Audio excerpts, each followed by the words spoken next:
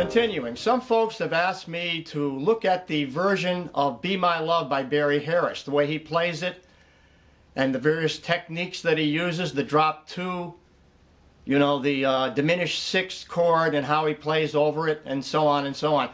And so I took a look at it and I thought it was pretty interesting, so I've done a little analysis of this. Now I can't play like Barry by any means, but I'm going to give you my version of it, and the score will be available for free on my website, so you can download it and learn it and check out some of the techniques. So here we go now with the Barry Harris version of Be My Love by Sammy Cahn.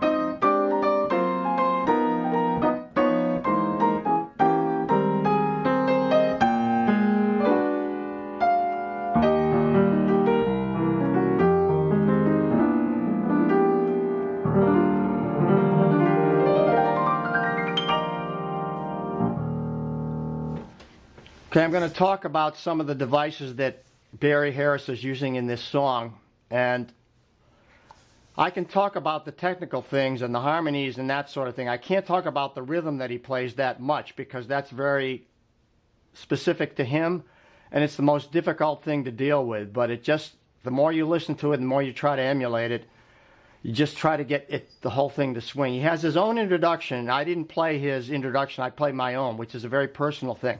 But then he starts out, the tune starts out like this, and the first note is a 4th, so it doesn't fit the chord of an E flat, so I revoiced it to a diminished chord with the E flat in the, so that's a nice tension chord. Then it goes to E flat major, then this is locked hands where I'm doubling the melody in the left hand. Now these are spread voicings, big spreads. The G7 flat 9 there, then the C minor.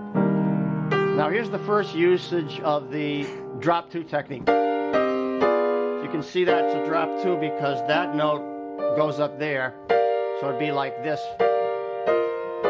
That'd be voiced in a block chord position, so then I take that note and put it in the left hand. And if this is new to you, then you want to go back and look at my drop 2 tutorials. It's a really pretty sound, a pretty way to harmonize a line. Usually these lines are stepwise. That's stepwise so that the bass note is harmonizing with the melody note in tenths. And then the harmony is in here. And then he has this turn. Big chords now. And that D7 is altered to a flat 9 sharp 11 there. That's a G sus with a 4th there. And then he makes it augmented with a sharp 5 there. Now here he goes again. Now these are the diminished approaches to the chord.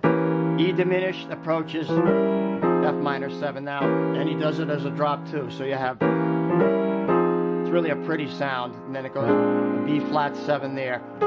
Now that repeats a step higher, F sharp diminished.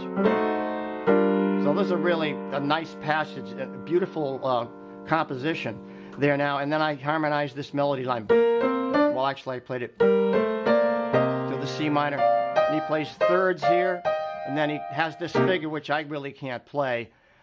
It's his rhythmic figure, but the idea of it is this. It goes C minor to F7, altered, to the F minor, and then he does a drop 2 figure on the F minor 7. It goes like this. That's a really cool figure. And then to that chord, which is a B flat 7 augmented with a sharp 9. So it really, a lot of tension going back to E flat. Then this diminished approach to the E flat. So there's a lot of diminished chords in this. Now here's another drop 2, harmonizing the melody in tenths. Big chords again now. I put actually a B diminished there. To the C minor now. Now this is sort of an embellishment of the melody that he does. He does this.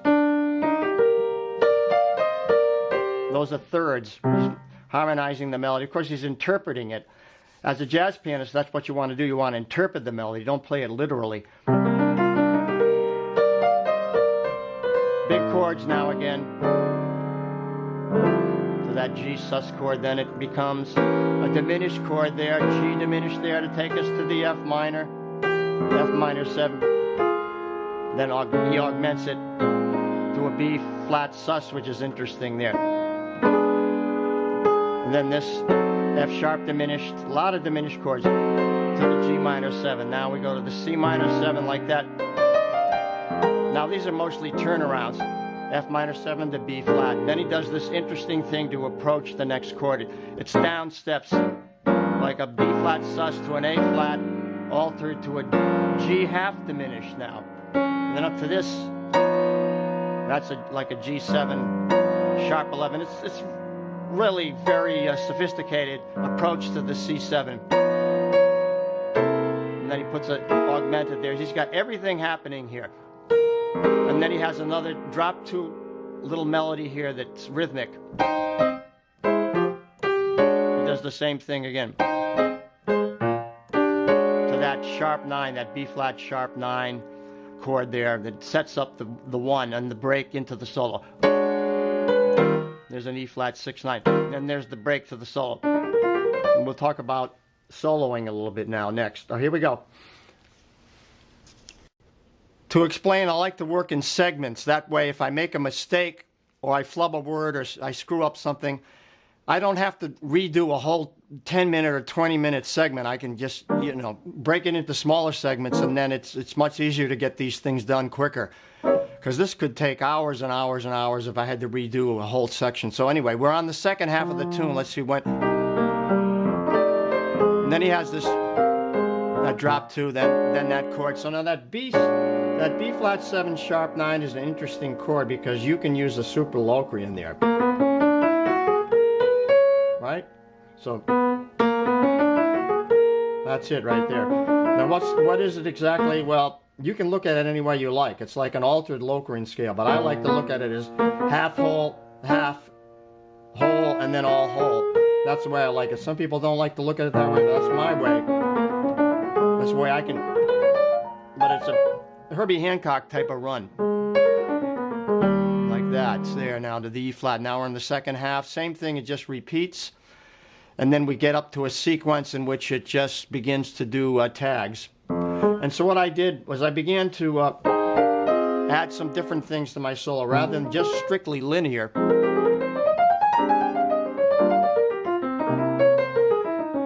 I'm going into, like I said, that's kind of a drop 2 interpretation of a scale of the chords, right? And then I did a block chords with octaves.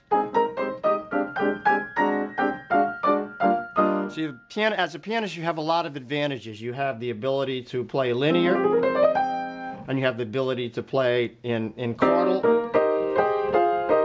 and then you have the ability to play in octaves with chords supporting them. So you have a variety of ways that you can play that is very interesting. And when you play that way, it's very rhythmic too.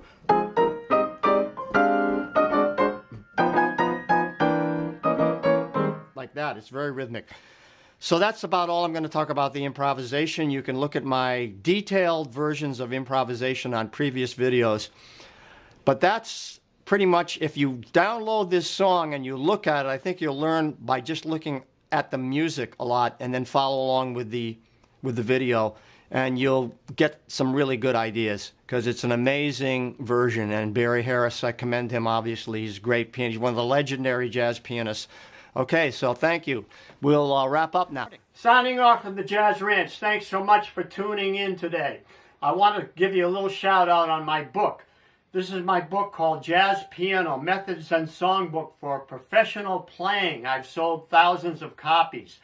I have a special sale going on right now. If you buy my book, you'll get my 140-page appendix of exercises for free. All you have to do is order my book through my website and then write to me, and my email address is below, and I will send that to you directly to your email. So please check out the videos I've made on both books so you can see everything that's inside them. Where can you go and see a complete inside of a book on a video? Only here at the Jazz Ranch. So thanks for tuning in today. Please give me a comment. I love to hear from you. I always answer all comments. You'll see that I do answer all comments if you give me enough time. And until next time, in the words of my great friend upstairs, Hermie Dressel, I'll say, swing loose. We'll see you next time around. Be cool. Bye-bye.